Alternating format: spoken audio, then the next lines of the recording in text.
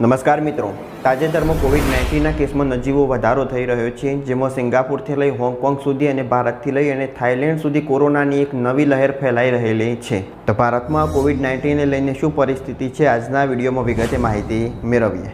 કોવિડ-19ની આ બીજી લહેરની શરૂઆત હોંગકોંગ અને સિંગાપુરથી થઈ, જેમાં સિંગાપુરમાં આના સૌથી વધુ કેસ જોવા મળેલા છે. સિંગાપુરમાં એપ્રિલ મહિનાના અંત સુધી કુલ 14,200 કેસ જોવા મળ્યા, જ્યારે હોંગકોંગમાં એપ્રિલ મહિનાના પ્રથમ સપ્તાહમાં કુલ 31 લોકોના મોત થયા અને નવા 1,000 કેસ સામે આવેલા છે.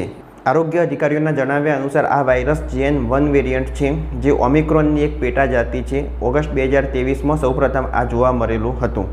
જોન્સ મેડિસિનના ડોક્ટરો અને સંશોધકો અનુસાર JN.1 વાયરસ વધારાના 2 ફેરફાર ધરાવે છે, જેમાં એક વ્યક્તિમાંથી બીજી વ્યક્તિમાં ખૂબ જ સરળતાથી ફેલાઈ શકે છે અને એની રોગ પ્રતિકારક શક્તિને તેની સામે લડવા માટે નિષ્ફળ બનાવે છે.